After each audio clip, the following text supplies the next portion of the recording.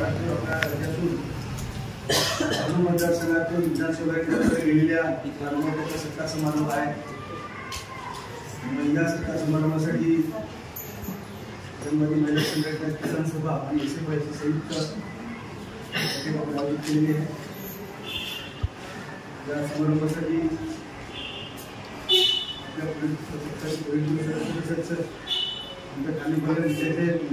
मार्गदर्शक अशोक ढवळे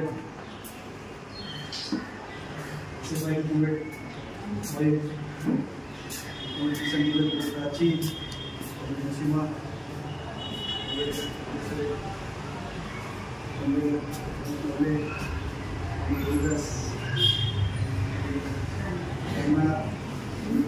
सर्व सर्वांनी आपल्या सांगितलं की लढाई खूपच होती।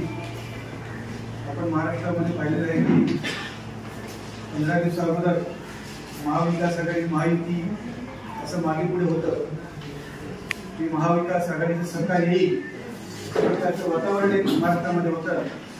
तर या निकालामध्ये जो धक्कादायक निकाल सर्व आपल्या समोर आलेला आहे। डहाणू मतदारसंघामध्ये या निवडणुकीला सामोरे जात असताना साधारणतः 2 महिन्यापासून ती तयारी सुरू होती।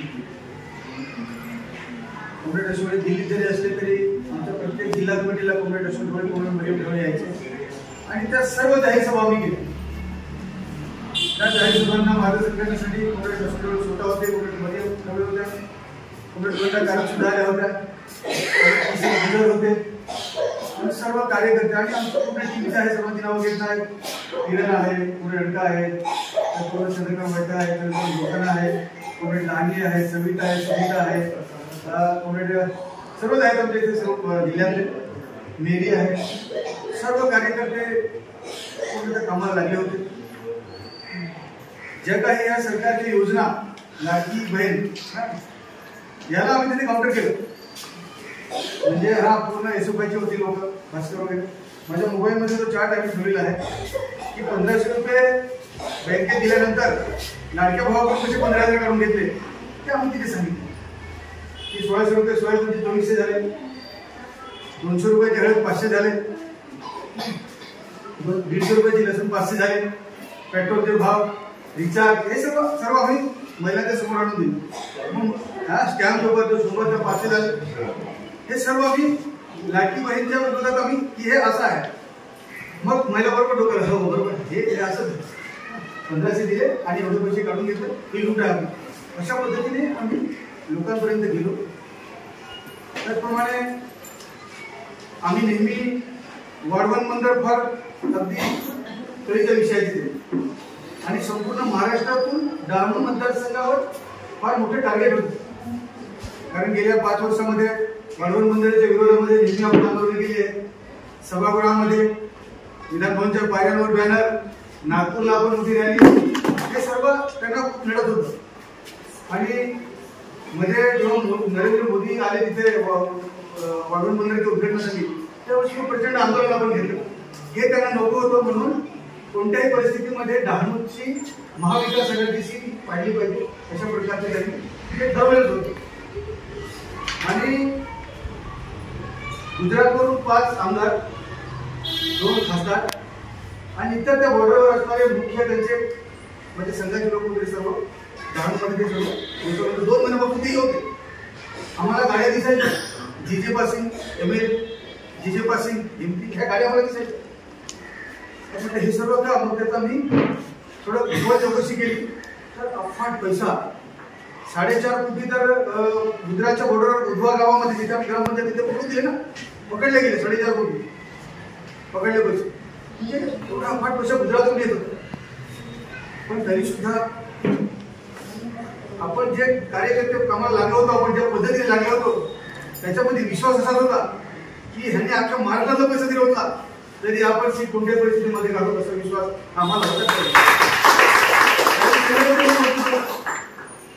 कधी कधी 10-15 दिवस आम्ही सर्वात म्हणजे माझ्या सहित की सकाळचा असताना दुपारचं जेवण नाही, रात्री 12-1 वाजता जेवण, पुन्हा सकाळी निघायचं। कधी कधी खूप थकलेला असायचो तर ती ऑफिसला बसायचो. लहानपणापासून घाबरू नको आपण आहोत ना आणि मध्ये घाबरत नाही म्हणते थकतो म्हणजे कार्यकर्त्यांची पण हे होती का नाही अजिबात घाबरायचे ना. लाल झेंडा आपण फसवणार आणि जवळजवळ मला नंतर काही आकडे आले की साधारणतः 45 कोटी हे पैसे त्या मतदारसंघामध्ये वाटले. 45 कोटी रुपये वाटले गेले. पत्रकारांच्या रिपोर्ट असा की 75 कोटी आले याच्या मतदारसंघामध्ये आणि सर्व पैसे अदानीने दिलेले आहे. आणि अदानीला कोणत्याही परिस्थितीमध्ये डहाणू विधानसभा म्हणजे तो म्हणजे कम्युनिस्ट पक्षाचा उमेदवार हा पाडायचा आहे प्रयत्न करायचा हे त्यांच्यात पूर्ण. परंतु कॉम्रेड आपले सततचे लढे बुलेट ट्रेन, सुपरफास्ट हायवे, वाढवण बंदर, अतिक्रमित जागा, वनपट्टे, शिक्षण याच्यावर जे सततचे आपले लढे होते लोकांना नेहमी आपण चळवळीच्या प्रवाहामध्ये ठेवलो. तो एक फायदा झाला. आणि मार्क्सवादी कम्युनिस्ट पक्षाने मला उमेदवारी दिलेली आहे, माझ्या खांद्यावर लाल झेंडा दिलेला आहे. एक व्यक्ती म्हणून माझी पण काही जबाबदारी बनते की लोकांमध्ये, कारण शहरी भाग हा आपला पूर्वीपासूनच नव्हता. किनारपट्टी हा आपला भाग कधीपासून होता. आपण साधारणतः 2009 नंतर आपण काही कार्यकर्ते आपण उतरलो, काही प्रमाणात आपण त्या भागामध्ये गेलो. परंतु या 2-3 वर्षांमध्ये डहाणू शहरामध्ये महाविकास आघाडी तर आहे पण डहाणू शहरामध्ये जे काही प्रश्न निर्माण झाले व्यापाऱ्यांमध्ये वगैरे असेल तर त्याच्यासाठी आपण आंदोलन केलं. कार्यकर्त्यांनी मी आमदार म्हणून स्वतः तिथे गेलो, आपण ते आंदोलन केलं. ज्यावेळेस काउंटिंग सुरू झालं त्यावेळेस किनारपट्टीमध्ये त्याने लीड म्हणजे 10,000 राऊंडपर्यंत त्याने लीड घेतला, पण जास्त नव्हता. कारण आपल्या त्या भागातून आपण संघटन काही प्रमाणात वाढवलं होतं, त्याच्यामुळे आपण बरोबरीने आलो. आणि शहरामध्ये तो आपल्याला तोडेल की काय असं झालं की शहरामध्ये जर त्याने लीड घेतला तर आपल्याला थोडंसं ते जड जाईल. पण शहरामध्ये पण आपण चंद्रकांत गोरखना, रडका कलांगडा, लहानी आपल्या ऑफिसला नेहमी असतातच. तर शहरामध्ये कोणत्या पण प्रश्न निर्माण झाला एक आमदार म्हणून मी जरी बाहेर असतो तरी आपला पक्ष तिथे धावून जायचं. त्यामुळे लोकांमध्ये वातावरण चांगले असल्यामुळे शहरामध्ये पण आपल्याला वोटिंग झालं. म्हणजे कधी जे व्हायचे ते 7,000 आपल्याला वोटिंग झालं, 7,500 शहरामध्ये. भीती बाहेर होतीच, कार्यकर्त्यांमध्ये भीती होती. आतमध्ये मी बसलो होतो तेव्हा सुद्धा मला असं वाटतं की काय म्हणजे हा माणूस कधी दिसणार नाही, कधी आंदोलनात नाही, कधी नाही, तरी आपल्या बरोबर कसा काय येतो समोरचा उमेदवार. आणि आपले ते एवढे आपले आंदोलन होतात, आपले होतात, आपले सर्व कार्यकर्ते पुढे असतात, आपण तरी ह्या व्यक्तीला कसं तर ह्या पैशाचं जे वाटप झालं त्याच्यावर त्यांनी मदत घेतली.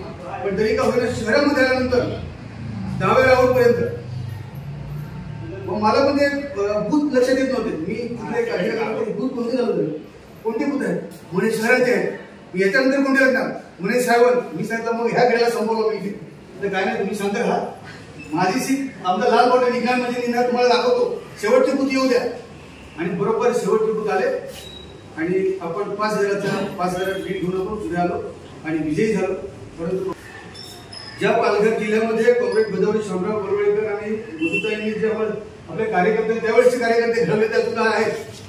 पण त्यावेळेस लाल बॉटलला गोळी लागू नये म्हणजे म्हणून छातीवर गोळी गेलेला पेठेकरांचा जो जिल्हा आहे त्या जिल्ह्यामध्ये एवढ्या लोक हरवणार नाही की लाल बॉटलला गोळी लागू नये म्हणून माझ्या छातीवर घेतो. अशा प्रकारचे कार्यकर्ते घडवले तर एवढ्या लोक लाल बॉटल त्या मतदारसंघात हात पत्करणार नाही.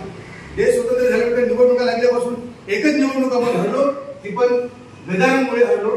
त्याच्यामुळे नाहीतर आजपर्यंत ते आपण निवडणूक हरलेलो नाही. आणि भविष्यात सुद्धा आता मला काही गोष्टी शिकायला मिळाल्या. अजून येणाऱ्या काळामध्ये असा पक्ष आम्ही मजबूत करू, असा पक्ष मजबूत करू गाव पातळीवर की कितीही पैशाच्या पूर जरी आला तरी निवडणूक विधानसभा पण आपण लाल बॉटल जिंकेल अशा पद्धतीचे काम करूया.